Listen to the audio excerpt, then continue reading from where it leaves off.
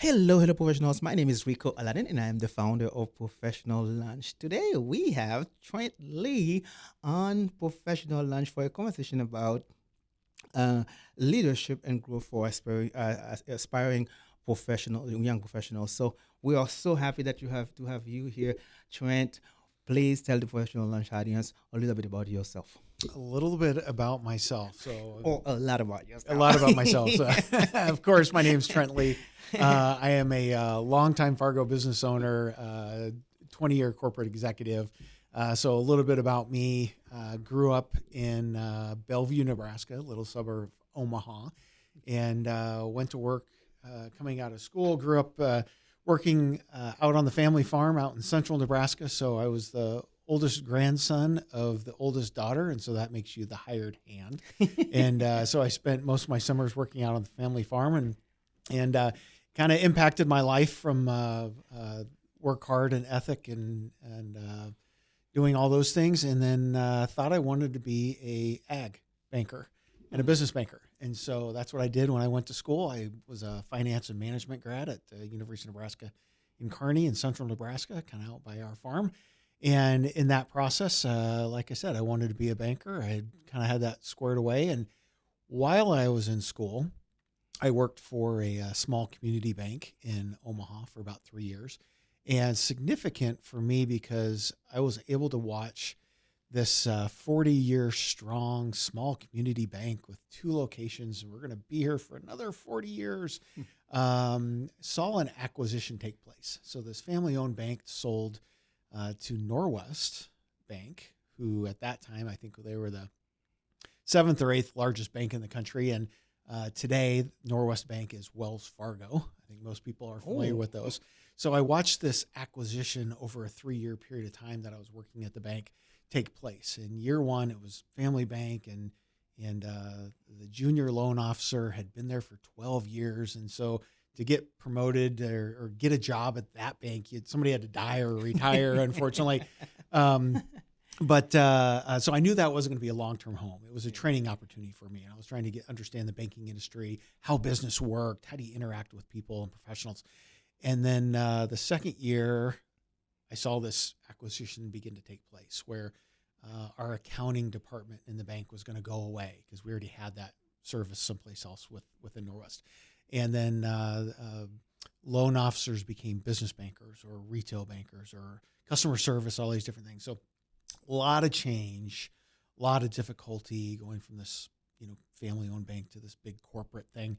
And then year 3, kind of all those things had shaken out, and impactful for me because my business career is heavily rooted in mergers and acquisitions. So I was always the kind of the post-acquisition guy, or I was the one that after we had maybe opened a new facility in my corporate career, I was the one that would go in and the first one on the ground to help bring culture back into the organization or into the organization, or we had acquired somebody and maybe that transition didn't go very well, or maybe it went great and we were trying to expand into a new market. And so watching this acquisition play out, I didn't realize it until after I had left my corporate position that my whole career was post-acquisition work. So after we had acquired a company and all those changes, good or bad, that come after that, those were the things that I got exposed to corporately. And so I was going to go work for a bank, and somewhere along the way, I started kind of poking around in some other businesses, and I fell in love with this company called Ferguson Enterprises. At the time, they were the largest plumbing, piping, HVAC distributor in the country. Okay. And I think at that time, this was quite a while ago, but we had just hit $1 billion in sales. Wow. Big company. We're by far number one. Today, that same company is, I think, 30 billion. And so fortunately, I had the opportunity to spend almost 20 years career there, and went to work, and I was in their management and sales trainee program. They kind of run you through all the departments. You learn everything about that goes on in selling toilets and pipe and furnaces and boilers and all that crazy valves that go into power plants and that kind of stuff. And absolutely fell in love. They're a very unique company and still are, very forward thinking. not your traditional, in air quotes, plumbing distributor company that I'm going to say old school and things like that.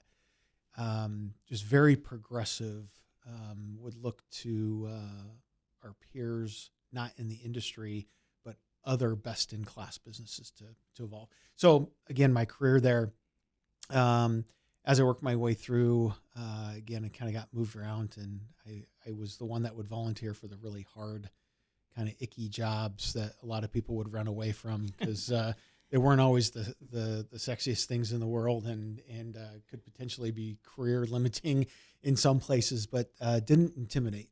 I liked the hard work. That's good. The hard, challenging stuff. And then kind of got moved all over the place, and ultimately ended up being, spent about half my time in management levels or sales related. And then the second half of my career there was a group or a division president, general manager. And so kind of P&L, profit and loss responsibilities for those facilities. And that's how we ended up here in Fargo. And then the last couple of years I was at Ferguson, I was part of the mergers and acquisitions team. So I was kind of the mergers side of that, where after we had acquired a company, I was the one that would go in and work with that former business owner that we would typically have stay on as that divisional president. Okay. So I was tasked with helping ensure that acquisition or that integration went well. So I was coach, confidant, advisor, navigator of all things corporate, all those different things. And then in that process, didn't realize it, but I was being a business coach. And at that time, that wasn't really a term, but really what I was doing. And then I was approached by a company called Vistage, who is one of the world's leading CEO peer advisory businesses. We're membership based, but how do you put together groups of business owners into peer groups? So if you could imagine 10 or 15 business owners, CEOs, chief decision makers in their businesses, all from non-competing industries that come together once a month, talk about their business challenges, opportunities, issues they're having, business and personal, because all those things kind of blend together. But it being a confidential place, a safe place, an area where owners can go and just, they can let down and work through those challenges that you have when you're sitting in that top spot. You say it's lonely at the top. It is horribly lonely at the top. Because where do you go where you can get advice that isn't driven by an agenda, isn't driven by somebody trying to sell you something or trying to manipulate in you one way or trying to get your money or something like that. So a place where other business owners that are dealing with the exact same thing that we all deal with as a business owner can get advice, and everybody's there to be helpful and to get help without any strings attached. So we don't solicit from each other. So no one's there to network or market or try and sell you something. We're there just to be helpful. So I was approached by Vistage about starting our first peer groups in the Red River Valley here about 11, 12 years ago, and fell in love with the concept. And I was like, wow, I'm like, is this a real job? I'm like, this is awesome. So it's my own coaching consulting practice. Vistage gives me a lot of the back end support and the structure and some marketing tools and whatnot. But that's how my practice started here, like I said, 10, 12 years ago. And it's kind of grown since there. I got more into strategic planning, helping businesses or business owners put operating systems in place. So not IT operating system, but an operating system on like, how do we run our business? How do we goal set? How do we do our strategic planning? How do we what is our talent optimization plan? Like, how do we align our business strategy with our talent strategy? And what does that look like? So all those different things, helping owners do that. I'm a certified exit planner. So I help businesses get their business ready for when they're going to transition it, whether they sell it out externally, outward, that maybe they sell it to their internal employees, leadership team, employee purchase, or if they're going to transition the business even to adult children in the business. Don't care. I'm not a broker, so I don't sell the business. I just help them get the business ready. So how do we make sure that the value of the business doesn't go backwards when we do that transaction? And spend a lot of time there. And then again, all things around workforce transformation, human capital. How do we make work a better place? And Oh, we do that through a whole number of tools, but self-awareness, better communication. How do we retain and motivate our employees better based on who they are, not what we're trying to force somebody to be. So all that stuff, put all that stuff together. That's kind of my background, what I do, yeah. and how I got to where I am today. Wonderful. I have probably 100 follow-up questions. But I have to leave the door open for another show because I got a feeling that you have so much to give, you have so much to share with young professionals, which is why I have this platform is to talk to people like you who can help others who are starting out, find um, some tips and tricks that you can share with them so that they can launch their own careers. And so, based on what you share with me today, I really don't know where to start with the follow up questions because there are so many. But when you were starting out, what inspired you to pursue a career in business? Great question. So let me think here. I had my first newspaper out when I was 10 years old, I think. And Oh. it was delivering the Bellevue Leader and the Sarpy County Sun. This was back in the day. And like I said, I was probably, maybe I was 7 or 8 years old. I think about that. But really, that was kind of my first business. Okay. And then I was the guy that had six lawns that I would mow for the little old ladies across the street and down the street. And I'd the one dragging my lawnmower up and down the street. And then I picked up my second newspaper route with the Omaha World Herald. So I had two newspaper routes, shoveling snow and doing odd jobs, working on the farm, all those different things. And at some point, you get excited about kind of the work you do. And then you get a little bit of money coming in, and you kind of start seeing this thing come together. Both my parents were teachers. My dad was a principal, and my mom was high school accounting teacher, college accounting teacher, and so got a lot of impact from her, a lot of lessons learned on, okay, now that you've got this little newspaper business, and this was back in the day where you had to go around and collect the money. Yeah, yeah. Not like today where there's automatic payment. It just happens. Like you had to go out and kind of sell your newspaper. Yeah. And so the whole idea of bad debt, Mm-hmm. uncollectible funds, because you'd go and knock on the door and collecting, and people would never show up, or, oh yeah, my wife has a checkbook. Can you come back next week? And, stiffing the little 10-year-old kid with the newspaper. But you start picking up some lessons where, I joke that it's a sales thing, but there's a delivery component. Mm-hmm. I would get complaints, official complaints, if the newspaper wasn't delivered on time, or if it was wet, or Yep. if it wasn't whatever, fill in the blank, didn't show up, or maybe I missed the delivery, and then, people don't collect the money, and you start building that at a young age, or at least I did. And then, it is a business, and you start getting excited about that. And as I was going through college, I was deeply driven by my time working on the farm. Mm-hmm. And I was somewhere between, again, I want to be an ag banker, or I want to be an agricultural engineer. And I say this tongue in cheek, the whole engineer thing is a lot of work.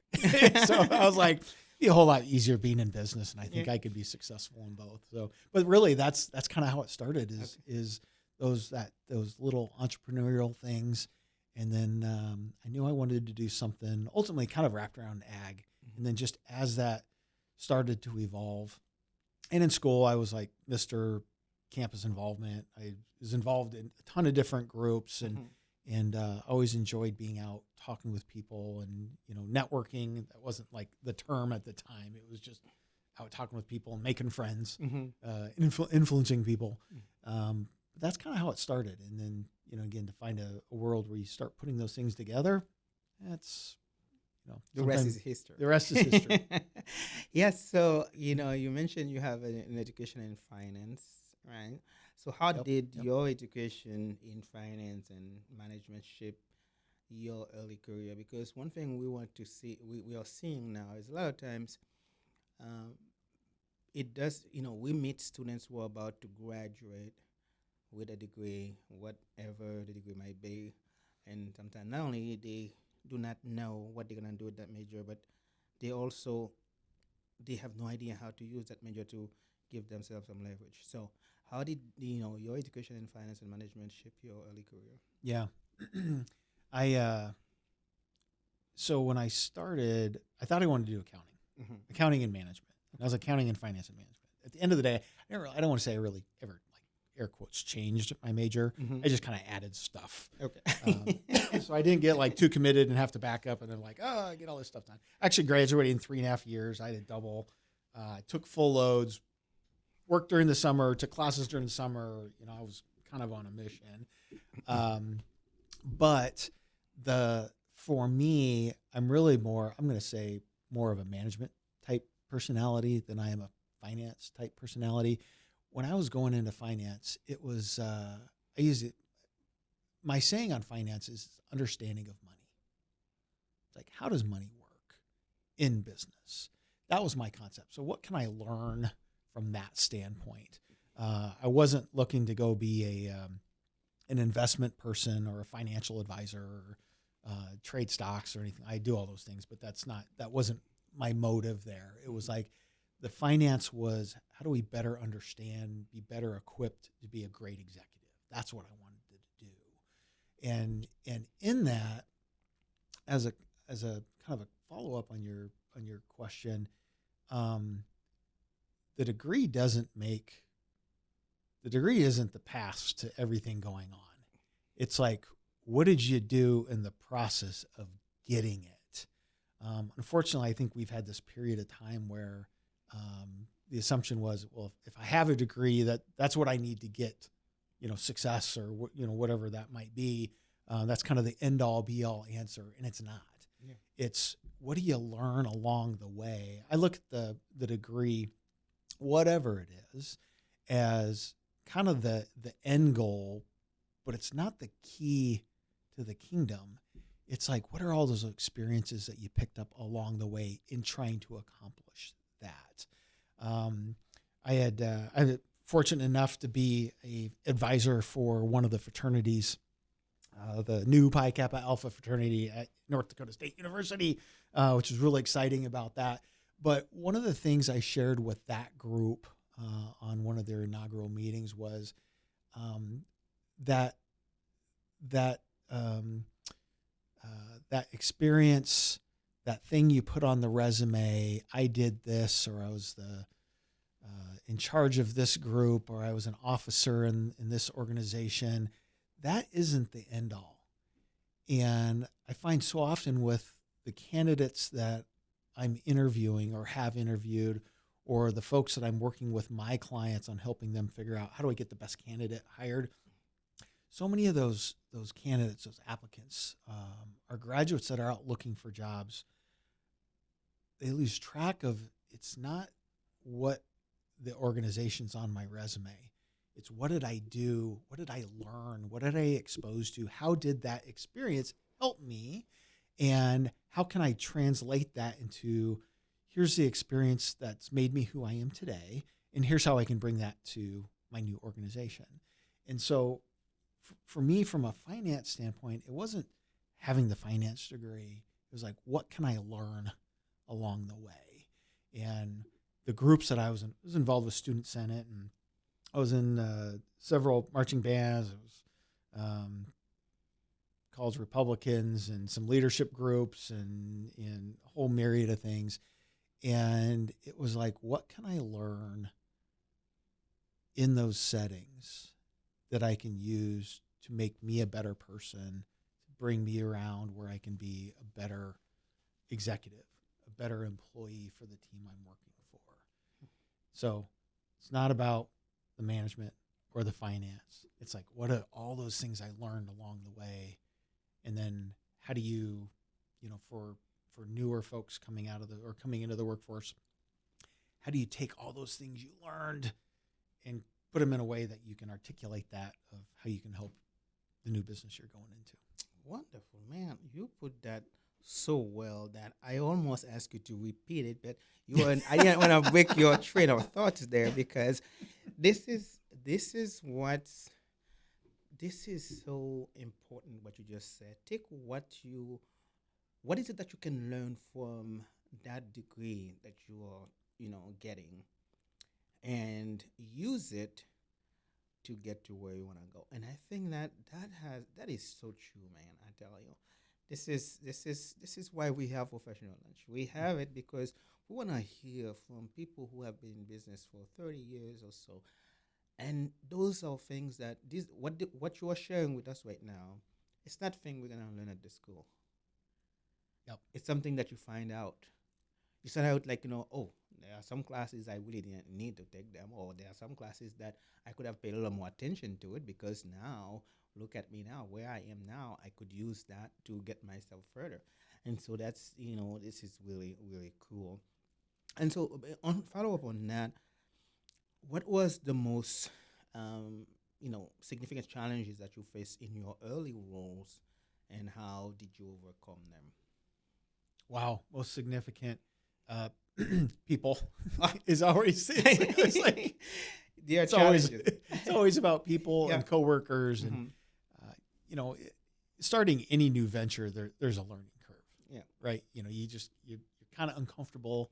It's around change management. You're like, oh, this is all different. I got to learn a new computer system, or I got to learn whatever this new process is that I started a new job, and there's all these things I got to do. There's that piece, but it's like, how do you interact and lead within a team when your title isn't boss, Oh, right? wow. Something like that. And that's one that I always like to say there's position power, and then there's people power. Mhm. And I find a lot of our younger executives get focused on the position power thing, where, well, I can't do that, or I can't make that change, or I can't get this person to do something because I'm not the manager or the supervisor or the boss. And this concept of having to be, or have a title, or where I've got to be somebody's boss to be able to lead or manage them. Just the contrary. There's this other side of the coin called people power, Mhm. where how do and this is where I'm going to say more leadership comes organically. The people power thing is, how do we lead in teams of people without being designated the head of the team? How do we use our influence? How do we use our communication skills?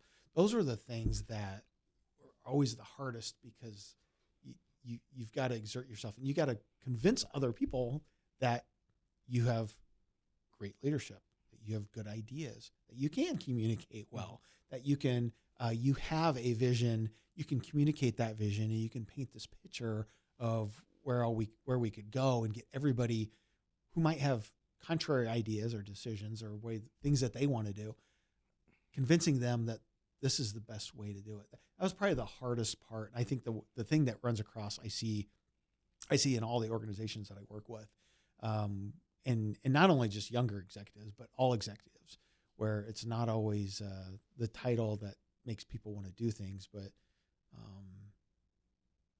leaders want to follow great leaders, and not because their title, but because there's something about them inspires where they want to go. And whether that's a personal inspiration or a business or a vision of the company, but that's like the thing that just keeps popping up, and like that's the big piece. Yeah. Is it influence? Is it communication? Is it clarification It of the vision? Or what? A lot of it is I don't want to say inspiration, but again, there's delusion is not having a plan and trying to get everybody to go there. Mm-hmm. But there's got to be something that inspires people to lead, and regardless of the organization, some people just have it, whatever it is. There's just something about them that just, it's a charisma or an excitement, or there's just something that some people gravitate to. sometimes that just comes natural. Yeah. Other people, it's in them, but sometimes you got to kind of get to know them a little bit, or you got to get them, talking about where they're going, get them excited. But until that comes out, it's like, yeah, what is that? Mm-hmm. Is it, I don't know. Yeah. I don't know. What is that? It's a great question. Yeah. So when I'm listening to you talking, one thing I realized that over the years, well, first, how long have you been in business whether for working for companies or owning your own business in total? Since I was 10. Does that count? Yeah. 40 years. There you go. So I guess I spent, I'm going to say about 23 or 24 years, I'm going to say in the corporate world. Okay. And then working for other people. Mm-hmm. And then I think I'm 11 or 12 years in my own company and my own practice. And then I didn't mention this earlier, but I also owned, we had a couple of businesses that we owned privately here in town too. We had a convenience store, and we had a little coffee shop and a little pizza franchise and stuff like that. Okay. But all those things together, I don't know. Let's call it 3 decades. Yeah, okay. All right. 3 decades business. And, as you can imagine, and again, I'll always go back to this. When I'm talking to folks who are very successful, one thing I ask, what I'm trying to get is anything that can help young professionals. So what skills do you believe that are essential for young professionals starting a business now? Communication. Period. Okay. Period. Okay. Well, this is my follow-up there. So what makes good communication? What is it about? I mean, you can summarize that because communication is a very big term, but you can summarize that for them. It is. Mm-hmm. The ability to interact with other people. And there's lots of ways to communicate, right? Mm-hmm. There's this verbal thing, there's nonverbal, which is really more than that. That's really more than anything. Mm-hmm. We've got these little $1,000 computers that we walk around in our pockets we call them cell phones or whatever. And we can text and email and group me and whatever app is your thing. But being able to communicate and not to, not to belittle the technical side of the communication, because you have to be able to do that. And we've got some tools. AI is kind of helps us do some, when we have that blank page and we're like, okay, what do I say here? Yep. There's some good prompts there. There's some tools that are coming, but being able to communicate with other associates, I'm going to say specifically verbally and non-verbally, being able to interact with somebody in person. We are human beings, and for some reason, being around other human beings, that's when we really thrive. Mm-hmm. And all these other communication methods are just tools. But being able to inspire people, be able to look in their eyes and understand and be able to convey a vision. Rico, have I showed you what vision looks like? Have I told you that story about the painting? Yep. So I'll just kind of recap. Vision is the ability to sell $1,000 oil painting over the phone. So you think about that, $1,000 oil painting, it's a visual thing. It's something you would see to appreciate. You can't listen to an oil painting, right? But when you're on the phone trying to sell it, that's what you're audibly trying to sell something that somebody else can't physically see.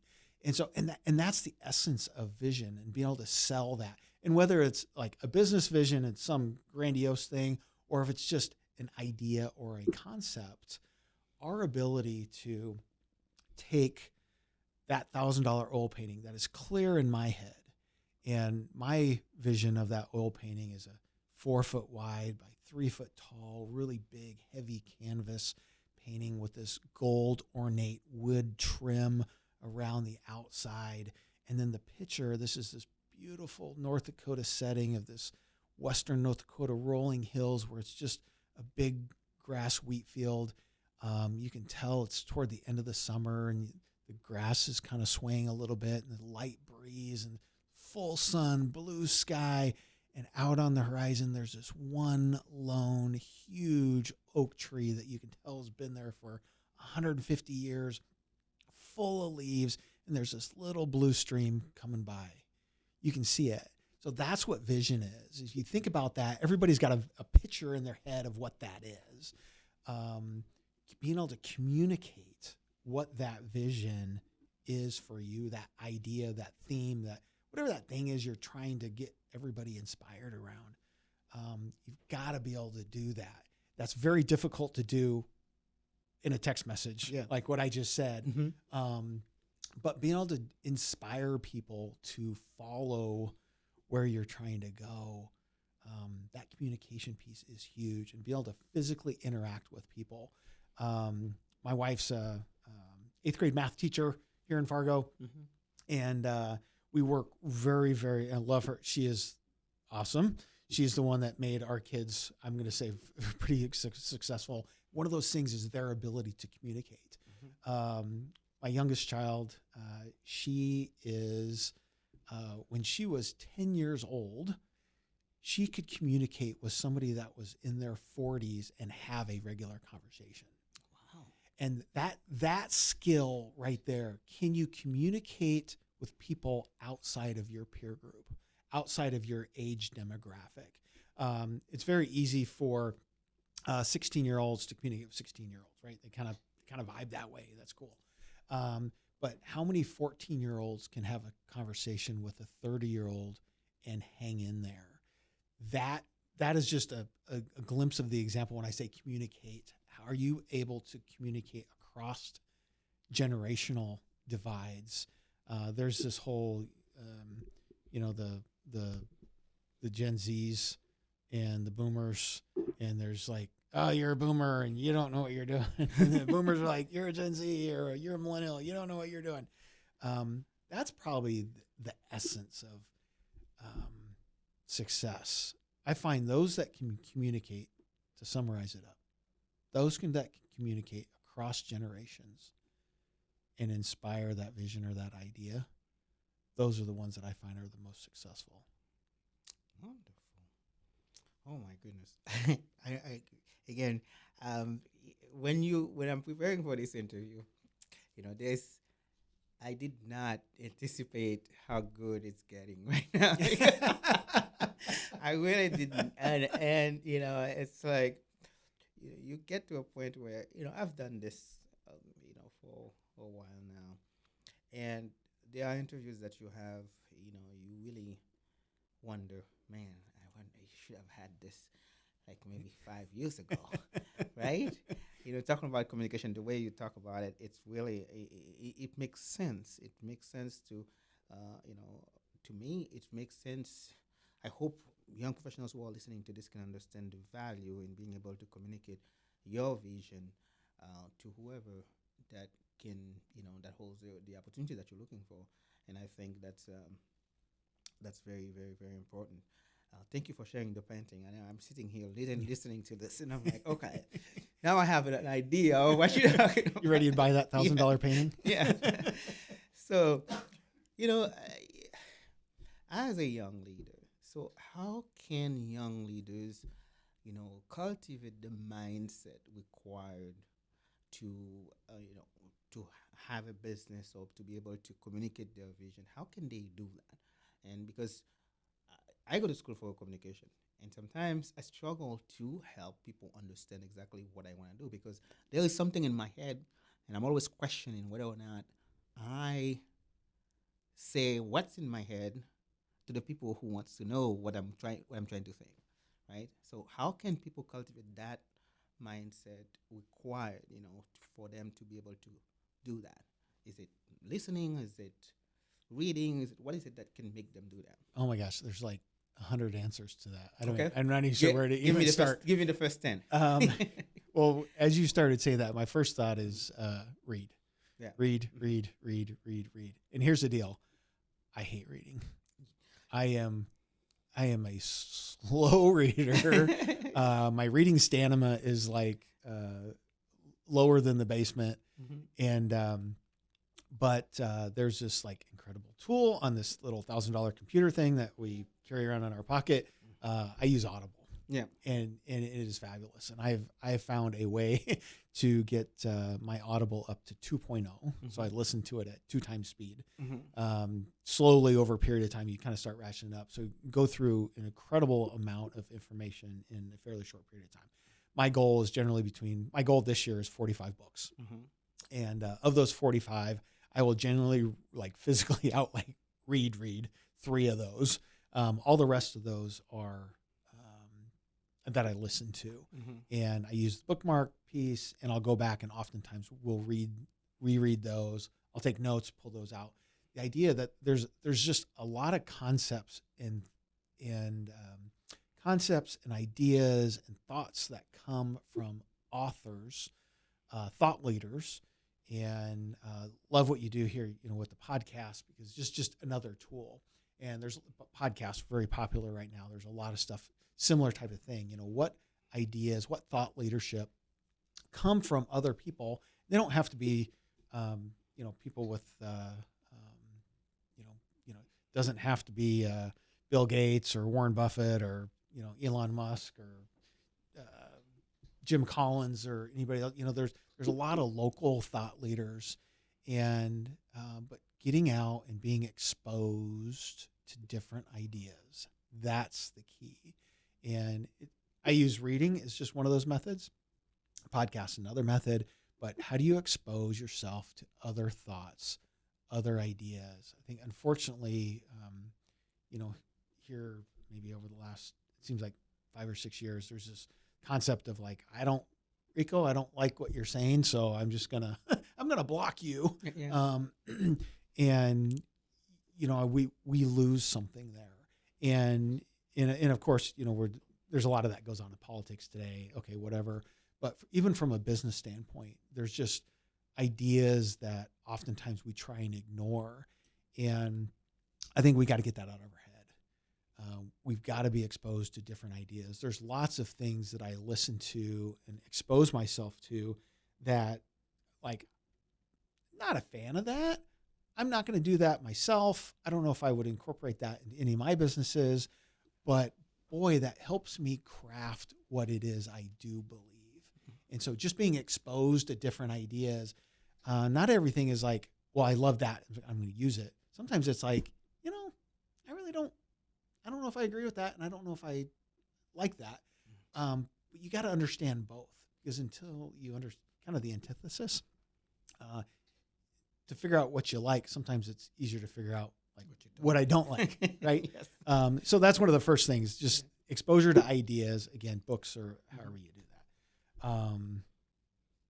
What was the gist of your question again? Communication. How do you define the mindset to find a way? Get out in traffic. Yeah. That sounds funny, right? You're like, what? Wait, what are you talking about? We're playing Frogger or computer game or something? No, I use the term getting out in traffic.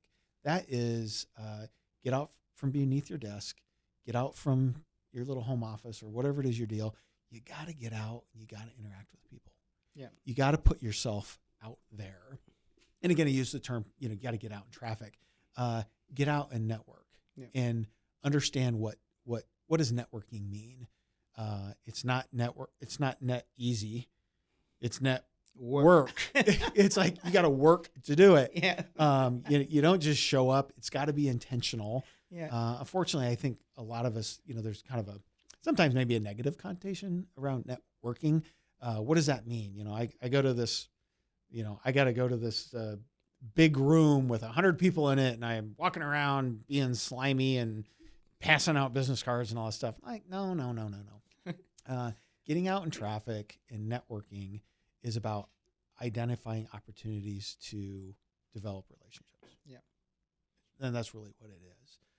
Rico, how you and I connected, right? We had many great conversations. I've really enjoyed all of them. Mm-hmm. But talking about different ideas and concepts and developing relationships where, there's people, our life is not one single event. It's a whole series of meeting people. It's what I am today. I get better every single day. That's Yeah. my thing. Day by day, every single day, I get up, I get better and better and better. And even the difficulty that I have yesterday or the day before helps make me who I am today. So part of that is that networking piece. Are you getting out, developing relationships, and learning from other people? It's like, how do we learn? Unfortunately, I would say I spent probably the first half of my career, I don't want to say not a learner, because obviously learned a lot of different stuff, but I would say probably not intentional. Yeah. And definitely not intentional enough. Today, I'm very intentional. I'm always looking for opportunities that how do I learn and grow? And that's often what we look for in our Vistage peer groups of business owners. We're looking for folks that are lifelong learners, that are out there that want to grow personally, want to grow professionally. And getting out there and, again, exposing yourself to that network thing, getting exposed, because within those interactions, kind of back to the communication, the more we can do that, the more we can exchange ideas. There's things that I learn from people every single day. And I watch my kids do stuff, and I'm just kind of fascinated sometimes, where I sit back and I'm like, wow, that's interesting. And, how engaged are we in things going on? Are we just let things kind of go on around us and we really don't pay attention? Taking the time to stop and really engage and be intentional on those things. Those are like really big, meaty things. Yeah. Get out there, get in traffic, work on the network side. And it's about developing relationships, and it's about providing value, maybe first. I have this, I'm going to paraphrase, but I ran across this quote in college at some point. And, actually, I know what it was. So at University of Nebraska Kearney, I was involved with one of the student groups that we would bring speakers into campus. Yeah. One of the speakers we brought in was Zig Ziglar. And Zig was a great thought leader back in the 90s, still around today, or his organization's still around. But he had a quote, and it so resonated with me, and it really was like that thing. We all run into something at some point in our life where we're like, wow, that's me. Yeah. Mine was help enough other people get what they want, you'll eventually get what you want.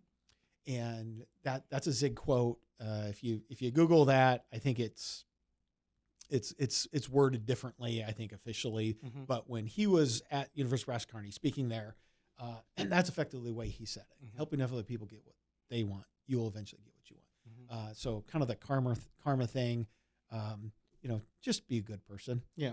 Just be a good human being, and help and give, and it will come back to you tenfold. Yeah. And that's one of those things that I was exposed to, and it's just resonated my entire life. But that's one of those things where going out and helping other people, that networking thing, find ways to be helpful for other people, it will come back around. So get out and network, be a better communicator, be in traffic, get out there and learn, add ideas to your head. Wonderful. So before we go into advice for young professionals, there are two questions that I want to ask you about. It's about building success and also overcoming challenges. We kind of touched on that earlier. Can you share an example of a leadership decision that had a significant impact on your career trajectory? Oh, wow. Yeah, sure. Leadership decision. This was a hard one. We built our convenience store here in town, built it from the ground up. That time we thought we had an opportunity in the market. Most of the convenience stores, this was kind of the mid-2000s, they were tired. They were outdated. They're kind of dirty, that kind of that traditional C-store. We thought we could do better than that. Okay. And so we built this brand new convenience store, huge thing, kind of the best of the best. We were actually voted Fargo's favorite for several years. And coming out of the recession, 2008, 9, 10, 11, we had some shovel-ready jobs. We were able to close the interstate overpass on 45th Street. We were able to expand 45th Street to what it is today. It's 6 lanes. It's a great thoroughfare. But at the time, it destroyed our business. Not very convenient to be a convenience store where the road is closed. But in that, we had to make the really hard decision of, do we stick with this thing? Do we continue to pump money in this where we're looking for probably another year of construction and we're just not going to get there? And unfortunately, we had to make the really hard decision to close the store and sell off the assets. And unfortunately, that impacted, we had about 20 or 24 employees that impacted. Obviously, our families, everything that we put into that. Very difficult decision. But that being said, between my corporate time and my own private business, our small business that my partner and I own together, learned a ton. And the challenges that come with dealing with the hard stuff is where the growth is. And so often I think we try and insulate ourselves from the pain. We try and insulate ourselves from, the hard conversations or the difficult things. They're not fun, right? No one wants to get up. Unfortunately, I mentioned at Ferguson, some of the branches I ran were underperforming facilities. Our group up here in North Dakota and northern Minnesota, we were rock stars all the time, and everybody here is awesome. All my employees were. But in some of the other locations we had to make some really difficult decisions, having to let a number of people go, or doing what's right for the best interest of all the other employees, because maybe the business has outgrown 1 or 2 employees, or maybe they're not a good culture fit, and really becoming toxic for the customers, becoming toxic for other employees. Very difficult, but that's where the growth comes, is in those having to make those really gut-wrenching, hard decisions, those difficult conversations, and that's as a business owner, right? If you're not a business owner, it still applies. We have, if you're still a college student and we're working on that project together, and there's 5 of us working on something, and Rico, you ain't pulling your weight, brother. What's going on? Everybody else is working really hard. You ain't pulling your weight. How do you deal with that? Yeah. You got to have that heart-to-heart conversation. You do it you have to be brave, courage. You have to do it in a we call it confrontational. We're going to confront you, but we're going to do it in a caring way. Yeah. We can be professional about it, and but the growth for all of us comes in those difficult things. If everybody was perfect, what a horrible place that would be. Imagine if I was perfect. My kids would look at me and be like, how do I even come close to that? Or other people I might work with. So fortunately, we are all flawed. And we have great opportunities to get better. And we make mistakes. Yeah. But that's where the growth is living in that difficult area. Yeah. Talking about mistake, that's led into my next question. So can you discuss, and you can use a different time. Can you discuss a time when a failure or maybe a mistake turned into a valuable learning experience? Oh, so to that point, when we closed the convenience store, it was Vistage had approached me, and we were talking about this and that. And ironically, I think my 20 years running branches for largest distribution company in the country and just all that stuff that goes with that, they cared more about the challenge I went through of having to close the store, having to close our business, which we, blood, sweat, and tears, and time and treasure and all that stuff into that. Ironically, if that would have been a huge success and maybe there was like 10 other stores today, I don't know if I'd be doing what I'm doing today. I don't think I'd be doing what I'm doing today, because there's back to, the growth comes where all those difficult things are. And my coaching and consulting practice is better today, not because of all the great things that I've been able to succeed in, but in the challenges that I've been exposed to and how I've been able to work through those things. Success is not guaranteed. Success is not forever, and failure is not fatal. Yeah. And so often, we can look around and let's pick on Steve Jobs. So this guy that was one of the founders of Apple. Yeah. He was fired from his own company. Board of directors are like, you are a loser. We're going to fire you. Yes, we know you're a owner, but we're still going to fire you. And what did he do? He went away. He self-reflected. How do I get better? He went and created entered this animation industry, started this company called Pixar. And then ironically, Apple comes back around and I think they repurchased them or bought them. And then he ends up being the CEO again for Apple and takes it to the next level. Again, failures are not fatal. And if we're not putting ourselves out there, if we're not finding opportunities to fail and learn, that's where that adversity comes. Do you have enough grit to get punched solid right in the solar plexus and be able to get back up and be like, okay, that hurt.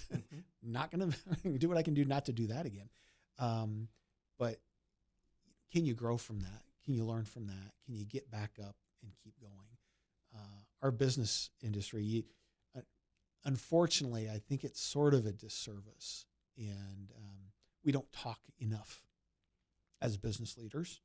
Not only business leaders, but just in business in general.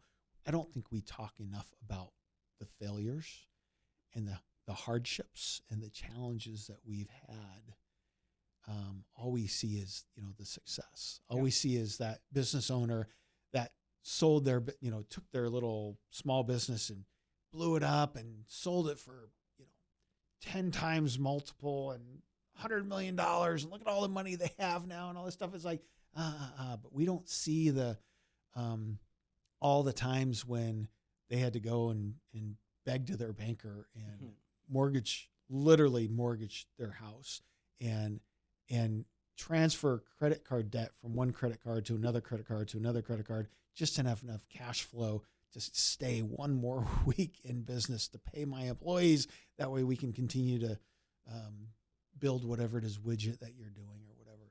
We don't hear enough about the challenges.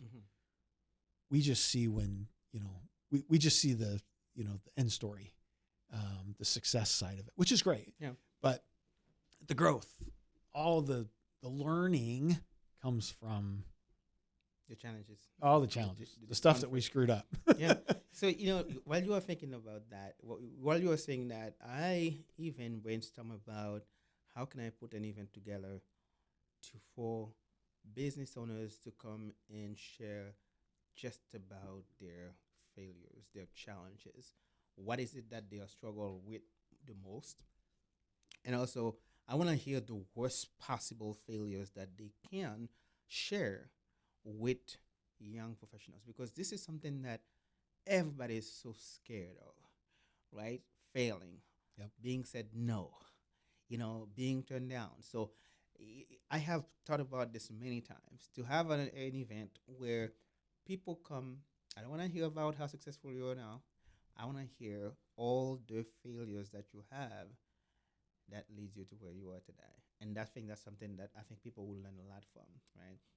And so now let's switch, because we have to have two episodes of this. We have to have two episodes. I have too much. I have to have you back, because today we're not gonna cover developing leadership skills. We're just gonna touch on advice, and then after that it's gonna be time. But let's switch to advice for young professionals. As you know, this podcast is about helping those who are launching their careers find tips and tricks from experienced professionals to do that. And so now, I shared with you before, we are creating a mentoring platform for young professionals. right, to help them connect with people that are experienced in the community. So, how important do you think mentorship is for career growth? And the next part of the question is part of the development of our platform. So, how can they find a good mentor? But how important do you think mentorship is for career growth? Incredibly, incredibly. Incredible. Absolutely required for success. No, no different than if you don't read, if you don't learn, you can probably still be successful. But if you're serious about it, if you really want to get after it, then yeah, learn from your peers. Yep. Go find, again, get exposed, get out there, get out of your comfort zone, make mistakes, meet people, find those people that you can learn from. And again, I'm a peer advisory board chairman, so that's kind of my shtick. Doesn't have to be that formal though. I love what you're doing, Rico. Getting out and getting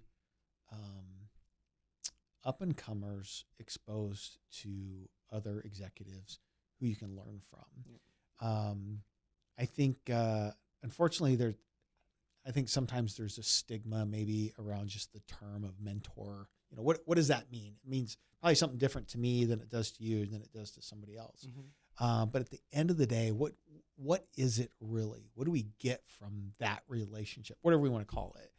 What do we get from that relationship?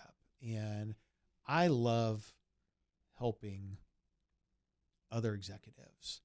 I love helping them, and not just me sharing my experiences, but asking questions. Yeah. When I show up, I always try and show up. I'm curious, and I show up that way. So, best advice for myself is show up curious and shut up. ask curious questions and listen with the 2 ears and not with the one mouth. But you get an advantage that way, right? Yeah, 100%. And again, how can you be helpful? And that's my formula. I'm going to say my formula for success. I guess really hadn't thought about that until just now, but be curious, listen, ask great questions, give before you take, and just know at the end of the day, I think there is a thing called karma. I think there's this thing in the ether that the more goodwill that you get out, it will come back to you. Yeah. And I think for me, that has been, I'm going to say, a recipe for what I feel like I'm successful. I'm happy. I love what I do. I love giving back. What makes me feel really good is when I can look back at my employees that I've worked with, or people that I've, for whatever along this journey of life, I've met some just incredible people. And when we can get together and break bread, share ideas, challenge each other in, good, positive way, I learn from that also. Yeah. So, even people that, might be whatever, a few years younger than me or half my age, there's still things that I learn, and I approach every relationship that way. It's like, what can I learn from our time together? Because it's super valuable. But putting that out there, how do you,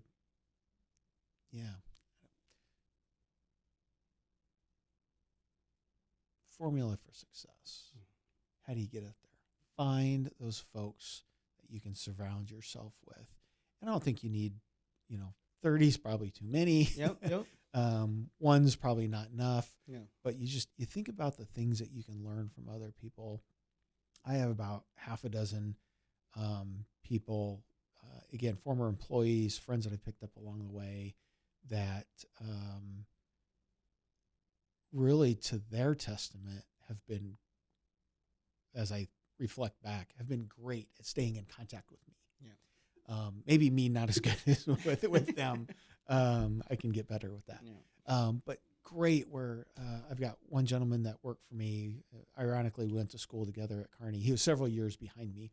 And when I was in Iowa running our branch over there, our group, I wooed him away from Nebraska and convinced him to come because there's other Nebraska kids in Iowa and help me fix what's going on over here. And he comes over, and over the last 20 years, his career has been this huge straight trajectory up. Super successful. Same thing, has run many facilities. He beautiful family. He's got great kids. Went from being a salesman to a branch manager to he owned his own, part owner of another distribution company, and he sold that, and he got into another one even bigger, and then now he's like a regional manager for a bigger company, like a regional VP kind of muckety muck kind of person, and it's makes me proud that he'll ping me out of nowhere. He's like, oh, Trent, kind of calls me the old man, and teases me about that, but we have great conversations. We learn from each other, and surrounding yourself with people like that. And like I said, I have half a dozen folks like that just don't work for me anymore. They're in different parts of the country. They all have their own families. Everybody's kind of grown up, but I'm still learning from them. They're still learning from me, and it's this just positive symbiotic relationship. Or if you can go and find some folks, and again, all of those are informal. I guess there's really my point. And none of those people came to me and said, hey, Trent, would you be my mentor?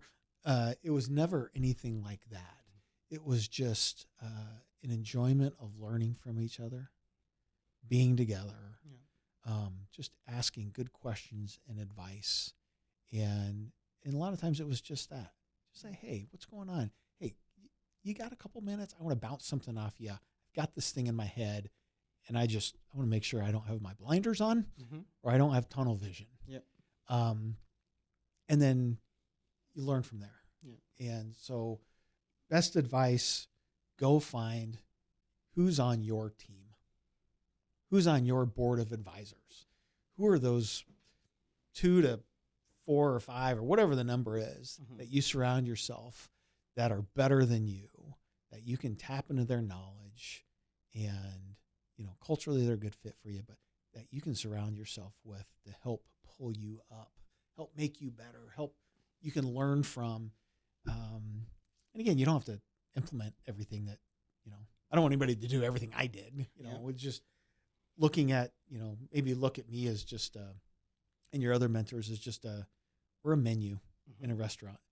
There's all these different things on the menu. What are the 2 or 3 things that I want to pick off that menu, and a couple things over here, and maybe one thing on another menu that I can bring together to create my own menu. Your best meal. Exactly. Create my own meal. This is who I am. I'm going to learn from everybody else. Oh my goodness. You answer my last question. You answer the one before the question before my last question. Yes. So which is really cool. Because I was going to ask you about advice for young professionals. Oh man, Trent. I mean, you allow me to call you Trent, but it's Mr. Lee. Because you have done such a wonderful job today. Pointing out some of the things that young professionals need to really launch their careers. And this is what I'm looking for. I'm looking for those contents, the content that can help that young kid who's, getting a major, not knowing what they want to do. But now they know that they can focus on on communicating well. They can focus on, get out there and network, find someone that they can learn something from, and then see how they can have a coffee or something, right? So this is what this platform is about. So last few words for the professional launch audience from Mr. Lee. Last few words. Yeah.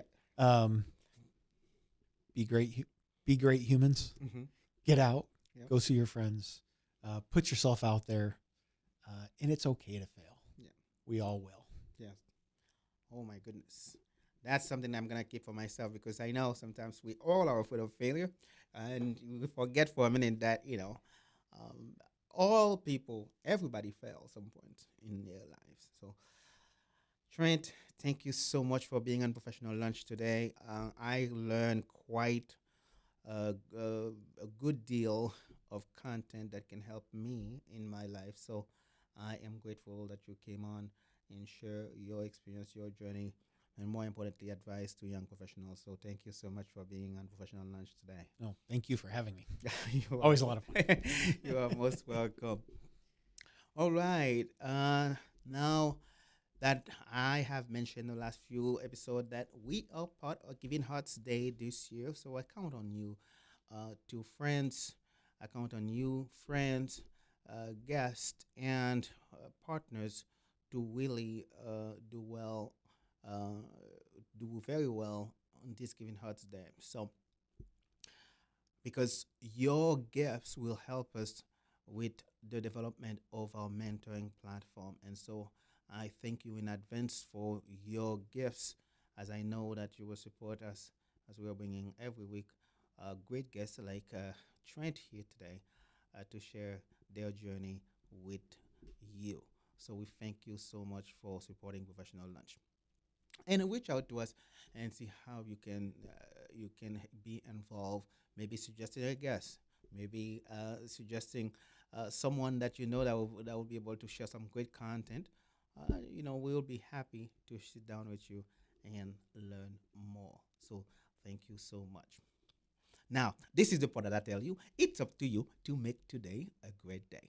Have a great day. Trent, thank you very much. Thank you, Rico. Yes.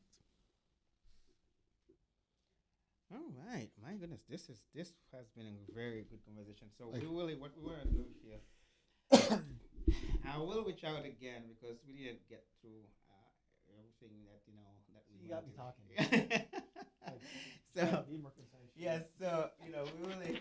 I don't have the pen. Where's the pen? You know who would?